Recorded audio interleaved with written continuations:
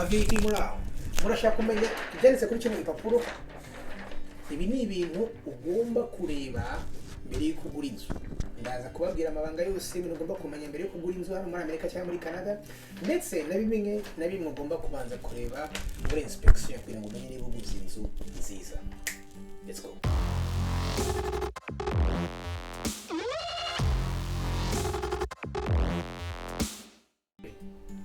Muraho rero se abakunzi ba Legacy Show, AbaVips mumeze neza se? Muraho murakomeye? Okay, nkuko rero twabivuganye ubushize twavuganye ukuntu ushobora kugura inzu. Twaganiriye ku bintu bitandukanye, ukuntu wavugisha umulenda cyangwa se banke, ukuntu wavugisha real estate agent, hanyuma ukageraho noneho twavuze no ku ma program atandukanye afasha abantu ko bagura amazu kuri free. Apana kuri free, mumbabarire, nta down payment bazanye. Niba ushaka kuri video uyirebe, turaza kwishira muri description, cyangwa si video nirangira turaza kwishiraho. Niba utarayirebye uyirebe, hanyuma ubone uko ikiringiyi nibwo biza kuza ku making sense, kuko iyi iraza kuba part 2 ya yindi twakoze bwa mbere. No kuvuga ngo rero niba nawe uturebye bwa mbere, karibu mu muryango w'AbaVips, uri mu VIP, subscribe kuri iyi video kubera ko tuzana ibiganiro nk'ibi ngibi byo kubasha kwiteza imbere muri business, entrepreneurship, ndetse no mu buzima busanzwe ukuntu umuntu yabasha gutera imbere. Tugira ibiganiro nk'ibyo byose nk'ibyo kuri iyi channel. No kuvuga ngo subscribe, share ku nshuti, hanyuma let's go n'ikiganiro cy'uyu munsi. Ubushize rero twageze kuri process ya kabiri, ni kuvuga ngo warangije kubona yitwa pre-approval letter wavanye muri bank cyangwa se ku mulenda wawe, hanyuma wabonye muri real estate agent nkuko naye babwiye. Hanyuma rero step ya gatatu cyangwa se process ya gatatu ikaba rero ariyo kugira ngo utangire kureba amazu, hanyuma iyo umaze gushima ugera ahantu rero sasa ukora icyo ku making offer. Ni kuvuga ngo ubwira umukomisiyoneri wawe cyangwa se real estate agent wawe, ukamubwira uti inzu iri kumbi 200, hanyuma making offer ugashiraho yumva wo watanga. Ikiro ni ikintu gikomeye. AbaVips, abantu benshi sinzi bari bazi gucirikanya kera bakiri wacu muri Afrika, ariko iyo bageze hano bumva bataciririkanye. Ariko rero anga no guciririkanya ni kimwe, nuvuga ngo inzira bari 200, ngiye mbaza nk'abakubita 160, kuko nta kintu bagira bate ntibamfunga. Bavuga oya, okay, bavuga oya nkazamura ku 170.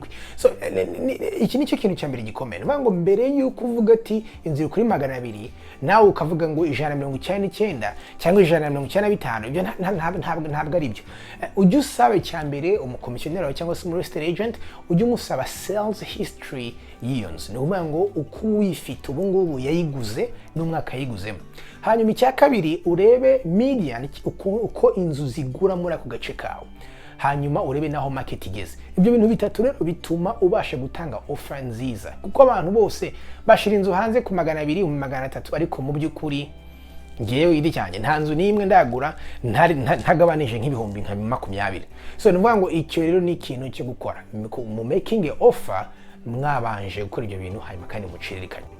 Nuvuga ngo rero iyo step irangiye, nuvuga ngo iyo ubahaye offer bakakubwira bati ongezaho cyangwa siki, hanyuma mukagera ku giciro mwumvikana, bakemera offer yawe. Step yindi kurikira abantu benshi batazi, ariko wowe ugomba gukora mu VIP, no gusaba yuko wakora inspection.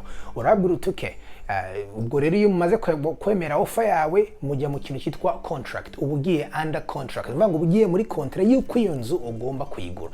Ni byiza rero kubwira umu agent wawe uti jewe ngiye muri contract, ariko ndashaka kugura, ndashaka kubanza gukora inspection y'inzu, kuko inspection yikore kuko inzu imeze, ikakwereka n'ibintu bimwe na bimwe wowe utabasha kubona utari professionnel kabuhariwe cyangwa se umwubatsi kabuhariwe. Uramubwira uti shiramo clause cyangwa wongere muri contract yuko mfite iminsi 10 yo gukora inspection. Nuvuga ngo ninsanga ikintu hari ikintu na kimwe gipfuye muri iyi nzu, icyo gihe contract uzaba ufite uburenganzira bwo kwivamo, kuko iyo utabikoze ubufashwe na contract, biba ngombwa ko inzu uyigura. Nuvuga ngo kano ka inspection, iyo clause kongeramo inspection clause ni ngombwa cyane, bakaguha iminsi 10 yo kugira ngo ushakishe umu inspector. Rero iyo umaze kubona umu inspector wowe wizeye, kandi nanone niba utazaba inspector, AbaVips narababwiye turanubwira ngo tubafashe umuntu yabasha no kubaguidinga kuba inspectors beza mu miji murimo. No kuvuga ngo ikintu cya mbere umaze guhinga mu inspector, wamara kwicuma mu inspector, ibi ni ibintu nshaka yuko uzamusaba ngo akurebere, cyangwa se nawe nutangira kubimenyera ngiye kubereka ibintu birindwi ugomba ku inspector ku nzu yose ugiye kugura. Ntuzagura inzu utabanje kureba bino bintu birindwi. Ngibi rero ibintu ugomba ku inspector ku nzu ugiye kugura. Ntuzagura inzu utarabanza kureba ibi bintu bitandatu. Icya mbere ni roof. No kuvuga ngo ugomba kureba uko inzu imeze, urayijyamo ukareba hejuru niba idafite utuntu tw'ama leaks cyangwa se nibitava. Iyi nzu iva urayibona ku irangi hejuru, ukabona igenda ubona amarangi yaranduye, ukamenya ko inzu iva. Ariko rero umu inspector abasha kujya hejuru y'inzu akareba uko roof imeze. Why? Kubera ko roof hano muri Amerika ndetse muri Canada, iyi nzu ari nini, roof ishobora kuguhenda. Iyi ishobora gutwara hafi hagati y'ibihumbi 20 na 30 by'amadolari. Nivuga ngo ni byiza ko uguri inzu igifite ubuzima muri roof. Ikiza cya roof yeza hano zimara imyaka 30. Nivuga ngo ushobora kugura inzu igisigaje indi myaka 10. Aho ni sawa, hanyuma ukazaba udiringa n'icyo kibazo mu gihe kiri imbere. Nivuga ngo iyo utabirebye ushobora gusanga uguze inzu nziza handi igaragara neza, ariko isigaje nk'umwaka umwe ngo roof itangire gupfiriho, ugasanga bibaye ngombwa gukora ibintu 30 kugira ngo ubashe gukora indi roof. Roof ni ikintu cya mbere. Icya kabiri ni foundation. Nigeze gukora ikosa ngura inzu ifite ikibazo muri fondation, nari nkitangira, ariko ubu ngubu sinshobora. Nivuga ngo uragenda ukareba muri fondation, muri basement, ukareba koko niba inzu zitagundamye ahantu, niba imeze neza. Umu inspector azakubwira neza niba inzu yawe nta kibazo cya foundation cyangwa se cya support beams ifite muri basement. Iki ni ikintu gikomeye. Iki ni ikintu cya gatatu ni plumbing. Nivuga ngo amazi ndetse na electricity. Ibi ni ibintu bikomeye kubera ko hano muri Amerika plumbing nayo irahenze. Aba plumbers n'aba electricians abantu umuntu abariha amafaranga menshi cyane. Nivuga ngo ni byiza kureba inzu ukabwira umu inspector ndebera niba plumbing imeze neza yose, bihura neza, amazi ashyushye ava hejuru ajya hose, kugira ngo utazisanga umaze kwicara mu nzu ugasanga ugomba guhira ni mafaranga menshi agera ku 10 muri plumbing cyangwa se ku wiring electricity electrical bushyashya. Ikindi kintu cya kane ni HVAC cyangwa se heating system. Nivuga ngo ahantu hashyushye mwebwe mugomba kureba niba air condition cyangwa se AC system ikora neza. Hanyuma niba mu ahantu hakonje mukareba niba heating system ikora neza. Iki ngiki ni ikintu nacyo gikomeye kubera ko heating system, izi systems zirahenda cyane. Ushobora gusanga ubwayo kugutwara 7,000, 6,000 cyangwa se 8 bitewe no kwinzu ingana.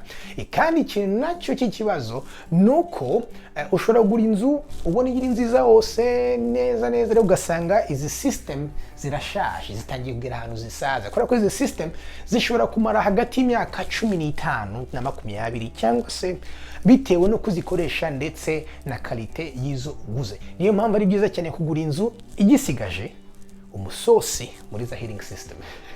Imigiri kintu nacyo ni ukureba windows cyangwa se amadirishya. Amadirishya ni ikintu gikomeye. Urareba amadirishya uraca mu nzu mbere yo kuyigura, ukareba amadirishya yose afunga neza, hanyuma kumva niba nta muyaga winjira. Kubera ko umuyaga iyo winjira bigutwara heat nyinshi cyane. Nivuga ngo ahantu hakonje bigutwara heat kubera yuko umuyaga ugusohoka bigatuma heat ikurura cyane, igatwika amavuta cyangwa se gazi nyinshi. Kandi iyo uri ahantu hashyushye nabyo bigutwara umuriro cyane kubera ko AC ishaka gukonjesha, nacyo ni ikibazo. Amadirishya acamo umuyaga bituma ukoresha umuriro mwinshi kugira ngo ibashe kuba yakonjesha inzu. Nivuga ngo amadirishya ni ukora ko amadirishya afunze yose neza. Ikindi nacyo ni ukureba termites. Termites ni udukoko tujya muri basement cyangwa se tujya hano mu mbaho tukarya imbaho, ugasanga urubaho neza rwaramunzwe, ushobora no kuruvuna rukavunika rwabaye nk'urupapuro. Iki rero ni ikintu gikomeye. Nivuga ngo ugomba kubanza kureba cyane cyane ahantu hashyushye nk'umu Arizona muri za Texas bakunda kugira ibibazo bya termites. Ahantu ushobora gusanga ibintu udukoko twarariye ibyo imbaho. So iki ni ikintu nacyo gikomeye. Ikindi nacyo cyo kureba rero ni ukureba niba iyo nzu yawe iri ahantu hitwa flood zone. Ibi ngibi akaba ari ibintu wajya muri website ya FEMA ukareba kubera iki. Nuvuga ngo inzu yawe niba iri muri flood zone, kandi ushobora kwibaza tugeze kugura inzu hano muri Maine dusanga inzu iri muri flood zone. n'igitangaza kandi nta mwuzure wigeze uba mu myaka 20 ishize cyangwa se 30. Ariko kubera yuko uko bakoze mapping bashize muri flood zone, iyo nzu twishyuraga assurance yayo buri kwezi y'amadolari arenga 200. Yari ihenze cyane. Iyo nzu muri flood zone ugomba kuriha iyitwa FEMA insurance. Ni ukuvuga ngo ukora insurance ya flood, icyo gihe izi insurance zirahenda cyane kandi uziriha buri kwezi hejuru ya mortgage yawe. Ni ukuvuga ngo ujya kuri FEMA website ugashiramo location yawe ukareba niba iri muri flood zone. Ariko rero niyo ubashije wa real estate agent wawe agomba kubikubwiza ukuri. Uramaze ati iyi nzu iri muri flood zone cyangwa ntirimo. Wasanga irimo, bye bye. Mwirinde kuba mwagura inzu muri flood zone. Ikindi rero cyanyuma no gusaba sales history. Anga kana kantu keza cyane. Nuvuga ngo ubwira real estate agent wawe akagukwereka akavana igipapuro muri city muri city kikwereka uko abantu bagiye bagura iyo nzu ukuntu bagiye bayigurisha. Ukareba uko bayiguze bwa mbere, uko bayigurishije n'imyaka bamazemo. Kuko urebye ugasanga inzu ugiye kugura ubushize umuntu yaguze mu mwaka umwe yayigurishije mu wundi mwaka, iyo nzu ishobora kuba ifite ikibazo udashobora kwibaza. Cyangwa ukamubaza neza impamvu abayigurisha bayigurishije. Kuko ushobora gusanga umuntu yaremeranya amezi 6 akayigurisha kubera ko agiye kwimuka. Ibyo ni ibintu byumvikana. Ariko ubonye inzu buri muntu wese yagiye atunga umwaka umwe akayigurisha, iyo nzu bifite ikibazo ugomba kubanza kwibaza. So ni byiza no gusaba sales history, ukabanza ukareba ukuntu iyo nzu yagiye igurishwa n'abantu n'impamvu bayigurishije. Ni ukuvuga ngo rero iyo urangije inspection umaze kureba ibyo bintu byose yamaze kukwereka, icyo gihe rero step yindi bikurikiye ni gutangira closing cyangwa se kuba wagera no mu gihe inzu mugiye closinga ikaba yawe. Ni ukuvuga ngo rero ikintu ugomba kubanza gutekereza nacyo ni closing fees. Closing cyangwa se iyo urarangiza kugira ngo baguhe imfunguzo hari fees zijyana na closing. Fees zijyana na closing akenshi ngiye nzibarira muri 2%. Ni ukuvuga ngo hagati ya 1.5 kugeza kuri 4%. Ni ukuvuga ngo niba inzu amereka mibare niba inzu igura 100, closing ishobora gutwara nka 2% y'ibihumbi 100 y'igiciro cyane bangu nk'ibihumbi 200. Closing fees ni handi uriho utuntu tumeze twitwa nka appraisal, ukariha aba lawyers banaho barakora title search, ibintu nka za titles, ukariha ibintu by'ama insurance utuntu dutandukanye, ukariha utu administration fees, utuntu twose nitwo twitwa closing fees. Ni ukuvuga ngo ayo mafaranga nayo ugomba kuyateganya. Ni ukuvuga ngo turebe niba wakoze FHA urazana 3.5 ya down payment, uvuga ngo ni 3,500. Hanyuma urenzeho na closing fees ya 2%, uvuga ngo 2,000. Ni ukuvuga ngo ukeneye 5,500 kugira ngo ubashe kwicara mu nzu wakoresheje FHA. Ariko se niba wakoresheje ya program yanyu nababwiye yandi gushobora gufasha ukaba ndetse wajya mu nzu ufite the payment ya free cyangwa se nta amafaranga ushize hasi, icyo gihe wowe gusa uzana amafaranga ya closing. Iki ni ikintu ugomba kwitegura ko closing ugomba kuriha amafizi amwe namwe agera ku 2,000. Hanyuma rero iyo imaze kugenda gutyo closing iraba, hanyuma closing hagati y'ukwezi, hanyuma mukicara ugasinya impapuro nyinshi cyane, hanyuma congratulations mu VIP ukabuguza inzu yawe ya mbere. Uko niko process igenda. Hanyuma rero kumubwira ndabizi ko hari ibibazo byinshi cyane mwifuza kwa mwabaza, ni mu bibaze muri comments cyangwa se muze kudutextinga. Please nimuhamagare ahubwo muze gutextinga kuri WhatsApp tuza kubaha muri iyi video. Kora ko hari byinshi twavuze, hari byinshi ntaribasha no kuvuga kuri iyi video. Ikindi nacyo ushobora kwibaza ati se wowe umuntu uratugisha ibyo bintu ubizute? Ibi bintu mbizi kuko mbikora mu ndumu professional real estate investor. No kuvuga ngo naguze amazu ndayakodesha, ngura amazu amwe ndayavugurura ayandi turayagurisha.